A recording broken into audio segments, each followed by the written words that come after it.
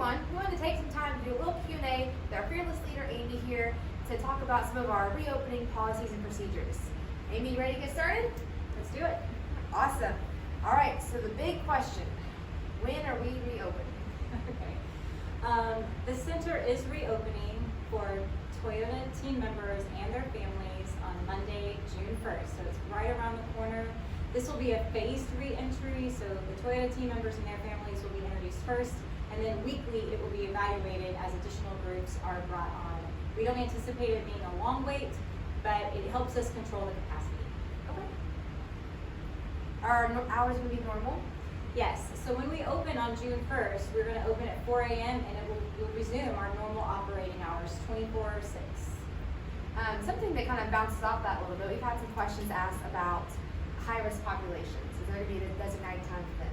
Sure, that's a really good question. I know there's a lot of areas in our communities that are having designated times, like shopping times for high-risk populations or older populations.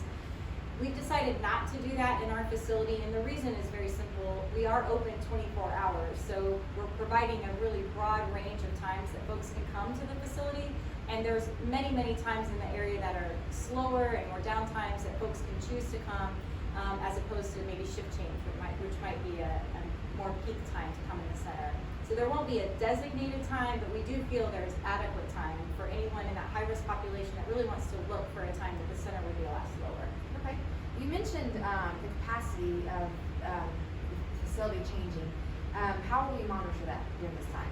Sure. So the Kentucky state guidelines are 33% or less, and that's what we'll be using at our facility. We can track capacity in real time at the front door, and so we'll just be monitoring that as we go. We've done a lot of homework over the last couple weeks as to what our risks are and whether or not we feel like we'll be at capacity often. We really feel like we're going to be safe. Worst case scenario, you might have to stand outside the door until someone leaves, kind of like you do at the grocery store, but we really don't think that's going to be an issue. Okay.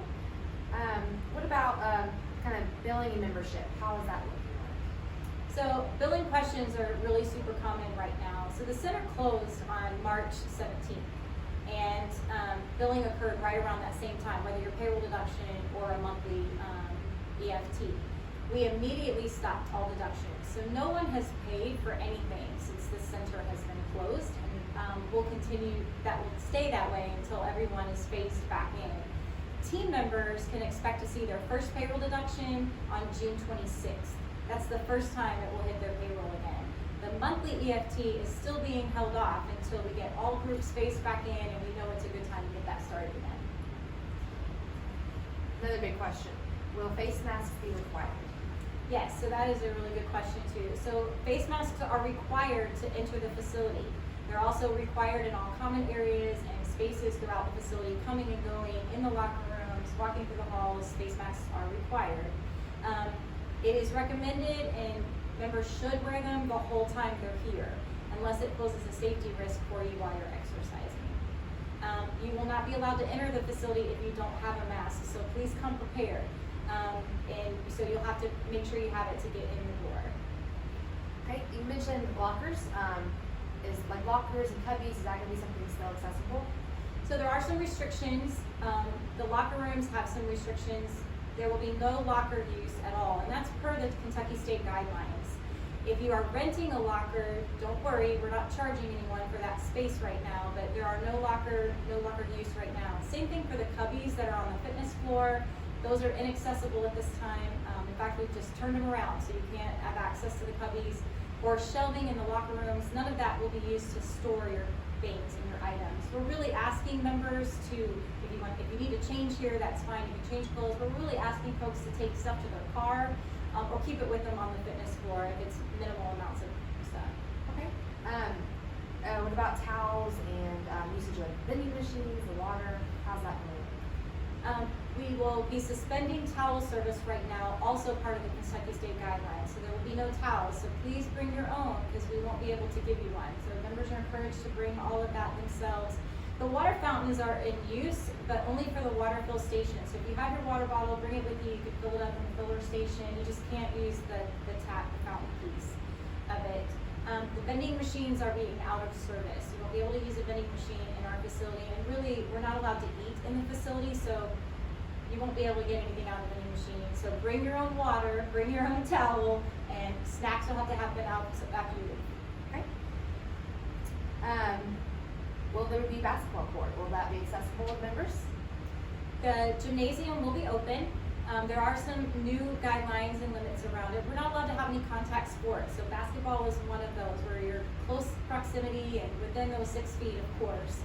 We are going to allow family units to play ball. So if I came in with my family and my children, I could play ball with my children and my family, but I can't play with another family. So we have to continue to be socially distanced, and there won't be any full court ball or any half court games or anything like that going on initially. And all the materials have to be checked out from a staff member so that we can ensure that everything's been sanitized and cleaned appropriately before it goes to another member and it gets handed off to someone else. Sounds great. So with the gymnasium, you mentioned that half the court will be accessible. What are we doing on the other side?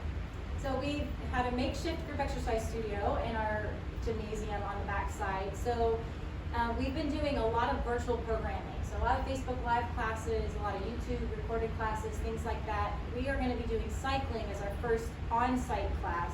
We have a maximum capacity of 10 though, so it's a relatively small class, but we're putting it in the gymnasium where we're spread apart or exceeding really the distancing guidelines for the cycling classes.